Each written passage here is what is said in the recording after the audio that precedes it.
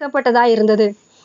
அப்போ மகதலேனா மரியாள் வரும்போது கல்லறை அடைக்கப்பட்டது என்று நினைச்சுதான் அவ வந்தா. ஆனா கல்லறையோ அங்க திறக்கப்பட்டதாக இருந்தது. ஆகவே அவ என்ன பண்றான்னா, உடனே அவ ஓடி சீமோன் பேதுருகிட்டையும் இயேசுக்கு அன்பாய் இருந்த மற்ற சீசர்கிட்டையும் போய் அதை அறிவிக்கிறாங்க. ஸ்தோத்திரம், கர்த்தருக்கு மகிமை உண்டாகட்டும்.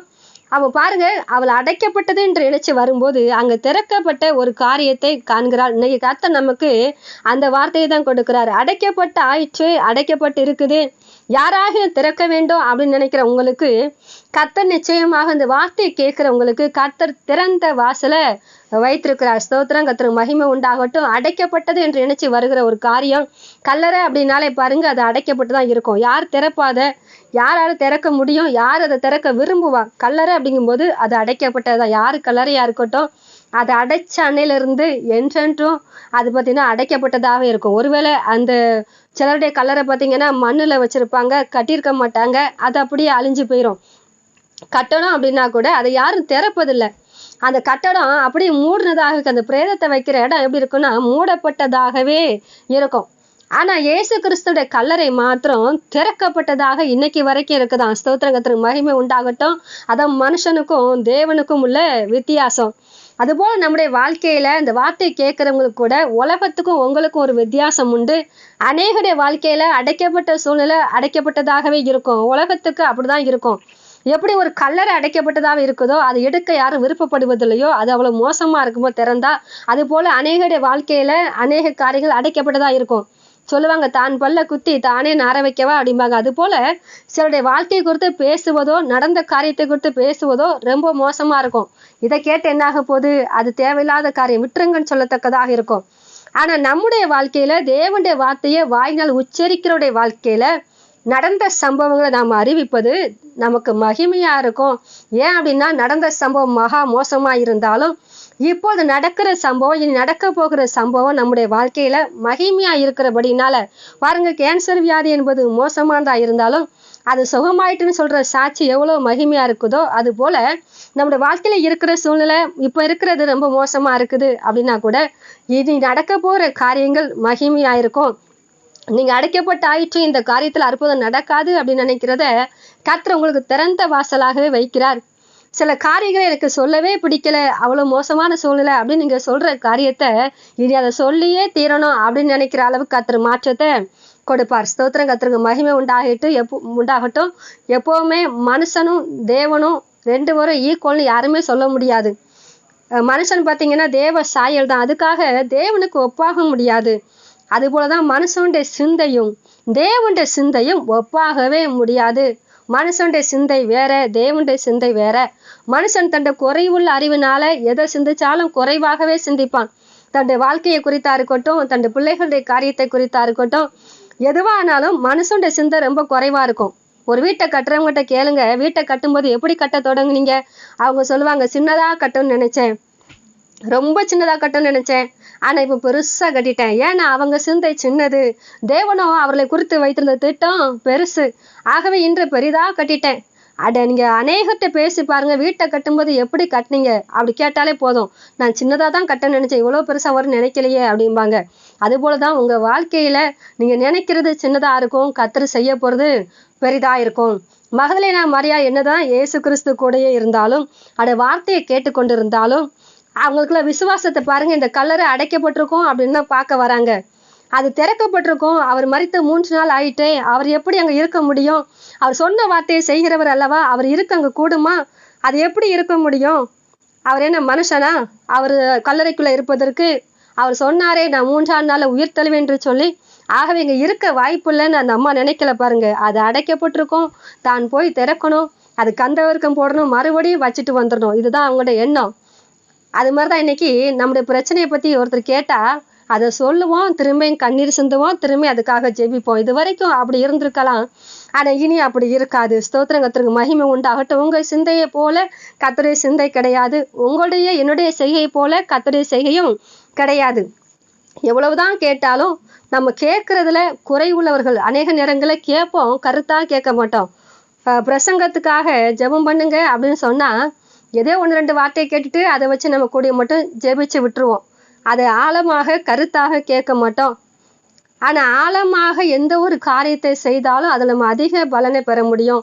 ஒரு விதையை நீங்கள் நட்டினால் கூட மேட்டாப்பில் போட்டுட்டு போயிட்டீங்கன்னா அந்த விதை முளைச்சா கூட சமயத்தில் அது மண்ணை விட்டு வெளியில் வந்து அது மறுபடி மரித்து போக வாய்ப்பு உண்டு. அதே இதை நீங்கள் ஆழமாக தோண்டி விதைச்சிட்டிங்கன்னா அது நிச்சயமாய் பலன் தரும். அதுபோல் தான் பாருங்க, தேவனுடைய வார்த்தையை கேட்கும்போது ஆழமாய் கேட்காவிட்டால் இந்த மகதலேனா மரியாளை போல எவ்வளவுதான் இயேசு கிறிஸ்துட்ட அன்பார்ந்த பெண்ணா இருந்தாலும் கல்லறை மூடப்பட்டது தான் அப்படின்னு நினைக்கிற சுபாவம் நம்மளை விட்டு மாறவே மாறாது. என் வாழ்க்கையில இருக்கிற பிரச்சனை இருக்கிறது தான், அப்படிதான் இருக்கும் அப்படிங்கிற அந்த சிந்தை நம்மளை விட்டு என்ன செய்யாது, போகவே போகாது. சிந்தையில வீணர்களா இருக்கிறோம். அநேக நேரம் நினைக்கிறோம் சிந்தையில தவறான காரியத்தை சிந்திச்சாதான் வீணர் அப்படின்னு கிடையாது. சிந்தையில கர்த்தருடைய வார்த்தையை சிந்திக்க வேண்டிய பிரகாரம் சிந்திக்கட்டாலும் வீணர் தான். அப்போ கர்த்தருடைய வார்த்தையை சிந்திக்க வேண்டிய பிரகாரம் சிந்திக்காமல் அதில் ஆழங்களை குறித்து கவனிக்காமல் அதை குறித்து நான் சிந்திக்கிறேன், யோசிக்கிறேன், தியானிக்கிறேன் அப்படின்னு சொன்னா அது வேஸ்ட். அந்த சிந்தையும் வெறுமையானது. நான் எப்போதும் கர்த்தருடைய சிந்தையாவே இருக்கிறேன், வசன சிந்தையாவே இருக்கிறேன். ஒரு வசனத்தை கேட்டா அப்படியே அந்த அதிகாரம் முழுவதையும் சொல்லிடுவேன், இருப்பிடம் சொல்லிடுவேன், பக்கம் சொல்லிடுவேன் அப்படின்னு எவ்வளவுதான் சொன்னாலும் அந்த சிந்தையும் கூட அந்த வசனத்தை குறித்து உண்டான ஆழங்களை அறியாவிட்டால் அந்த சிந்தையும் வீண் தான். அப்போ சிந்தையில வீணராக தான் அநேக நேரங்கள்ல வேதத்தை கையில் எடுக்கிற நாம இருக்கிறோம். நம்முடைய சிந்தை எப்படி இருக்கணும் அப்படின்னா, ஒரு வார்த்தையை கேட்டா அது ஆழங்களுக்குள்ளாக கடந்து போகிறவர்களாக இருக்கணும். அது முழுமையாக நமக்குள்ளாக கிரியை செய்ய நாம அதுக்கு தகுதி உள்ளவர்களாக இருக்கணும். அதுக்கு என்ன தகுதினா, நமக்கு விசுவாசம் வேணும், முழுமையாக உள்ள ஏற்றுக்கொள்ளணும். சாப்பாடு சாப்பிடும்போது உடம்புல சேரவே மாட்டுக்கு அப்படின்னா டாக்டரை போய் பார்ப்பது போல வேதம் வாசிக்கும் போது வார்த்தை உள்ள நிற்கவே மாட்டுக்குன்னா தேவ சமூகத்துல காத்துருங்க. அது கிரியை செய்யவே மாட்டுக்கு. கேட்டேன் ஆனா அது யூஸ் இல்லை. நேற்று ஒரு பிரசங்கம் கேட்டேன், பிரயோஜனம் இல்லை. இன்னைக்கு ஒன்று கேட்குறேன், பிரயோஜனம் இல்லை. அந்த நேரம் நல்லா இருக்கு, அது சந்தோஷமா இருக்கு. ஒரு கதை சொன்னது போல, தூங்குற குழந்தைக்கு பாட்டு பாடினது போல நல்லா இருக்கு. ஆனா திரும்ப உன் வாழ்க்கையில அற்புதம் செஞ்சுதா அப்படின்னு கேட்டா இல்லை, பிரயோஜனமற்றதா போயிட்டு அப்படின்னு சொல்றவங்களா நாம இராதபடிக்கு வசனத்தை கேட்கும்போது நம்ம சாப்பிட்ற ஆகாரம் எப்படி சரீரத்துல பிடிக்கணும்னு நினைக்கிறோமோ அது போல அந்த வசனம் நமக்குள்ளாக நம்முடைய வாழ்க்கைக்குள்ளாக கிரியை செய்யணும். மகிமையான சாட்சியா நம்ம இருக்கணும். மகதலேனா மரியாள் தேவன் அதிகமாய் நேசித்தவங்க, தேடி வந்தாங்க, நல்ல காரியம். அதுபோல இன்னைக்கு நாமளும் அதிகமா நேசிக்கிறோம், தேடி வருகிறோம். ஆனா எப்படி தேடி வருகிறோம், பூட்டப்பட்டிருக்கு, வாழ்க்கையில எல்லாம் அடைக்கப்பட்டிருக்கு. அது திறக்க ரொம்ப நாள் ஆகும். அது திறக்கலையோ நமக்கு சிந்தை எப்படி இருக்குன்னா, திறக்கும் அப்படிங்கிற சிந்தையெல்லாம் அந்த அம்மாவுக்கு கிடையாது. அதுபோல்தான் அநேகருக்கு சிந்தைகள் திறக்குங்கிறதே கிடையாது. அடைக்கப்பட்ட வாசல் என் வாழ்க்கையில உள்ள கல்லறை போன்ற மோசமான அனுபவமானாலும் கூட அது மகிமையா இருக்கும். இனிமே இது கல்லறை அனுபவம் மாறி போயிடும். நான் மகிமையா சாட்சியா நிக்க போறேன் அப்படிங்கிற சிந்தை நமக்குள்ளாக அநேக நேரங்கள்ல கிடையாது. கர்த்தர் விரும்புகிறார். ஸ்தோத்திரம். அடைக்கப்பட்ட சூழ்நிலை ஆனாலும், அடைக்கப்பட்ட கதவு மாத்திரமல்ல, அடைக்கப்பட்ட கல்லறையை போல நம்முடைய வாழ்க்கை இருந்தாலும் நான் கல்லறைக்குள்ள இருக்கிறவனாய் அல்ல, எலும்பி வெளியே வருகிற மகிமையான சாட்சியா இருப்பேங்கிற அளவுக்கு நம்முடைய விசுவாசம் இருக்கணும். ஸ்தோத்திரம். கர்த்தருக்கு மகிமை உண்டாகட்டும். நம்முடைய பிள்ளைகளுடைய வாழ்க்கையா இருக்கலாம், அல்லது சகோதரருடைய வாழ்க்கையா இருக்கலாம், படிப்பின் காரியமா இருக்கலாம், திருமண காரியமா இருக்கலாம், கற்பத்தின் கனியின் காரியமா இருக்கலாம். ஒருவேளை இருக்க எனக்கு வீடே இல்லை, எந்த ஒரு ஆஸ்தியும் இல்லை, வெறுமையா இருக்கிறேன், எந்த ஒரு காரியமா இருந்தாலும் சரி ரொம்ப மோசமா இருக்குது, கல்லறை அனுபவம் போல இருக்குது அப்படின்னா கூட பரவாயில்ல, கவலைப்படாதீங்க. இனி திறந்த வாசலை கர்த்தர் வைத்திருக்கிறார். மகிமையாக கல்லறை திறக்கப்படுவது என்பது ரொம்ப மகிமையான சாட்சி. இயேசு கிறிஸ்துவனுடைய கல்லறை மாத்திரமே இன்றைக்கும் திறக்கப்பட்டதா இருக்குது என்று சொல்லி இஸ்ரவேலுக்கு போனவங்க அதை சொல்றாங்க. எருசலேம்ல போய் பார்த்தோம், அங்க கல்லறை திறக்கப்பட்டதாகவே இருக்குது என்று சொல்லி. அப்படியே ஒரு கிறிஸ்தவனுடைய வாழ்க்கையில தேவனுடைய வார்த்தையை கையில் எடுக்கிறவனுடைய வாழ்க்கையில வாசல் திறக்கப்பட்டதாகவே இருக்கும். அதை அடைக்க யாருக்கும் அதிகாரம் கிடையாது. ஆகவே கல்லறையின் அனுபவம் அப்படின்னாலும் பரவாயில்ல, அது எனக்கு திறக்கப்படும் என்று சொல்லி விசுவாசிங்க. ஸ்தோத்திரம். விசுவாசம் இல்லாதவர்களாக அடைக்கப்பட்டதை பார்க்க போறேன், அடைக்கப்பட்டதுக்காக ஜெபிக்க போறேன் அப்படி இருக்காதீங்க. நிச்சயமாக திறக்கப்பட்டது, என் வாழ்க்கையில வாசல் திறக்கப்பட்டது, கல்லறையின் அனுபவம் மாறி போச்சு. நான் சந்தோஷத்தோடும் சமாதானத்தோடும் கர்த்தருக்கு மகிமை செலுத்துகிற பாத்திரம் என்று சொல்லி விசுவாசிப்போம். கர்த்தர் கிரியை செய்ய போகிறார். அப்படியே ஆமென். ஸ்தோத்திரம். கர்த்தருக்கு மகிமை உண்டாகட்டும். கேட்ட வார்த்தைக்காக நன்றி சொல்லி ஜெபிக்கிற யாராவது ஒருவர் ஜெபம் பண்ணி லைக் பண்ணுங்க, ஷேர் பண்ணுங்க, சப்ஸ்கிரைப் பண்ணுங்க. கர்த்தருடைய நாமத்தை இன்னும் அநேகருக்கு அறிவிக்க உதவுங்கள்.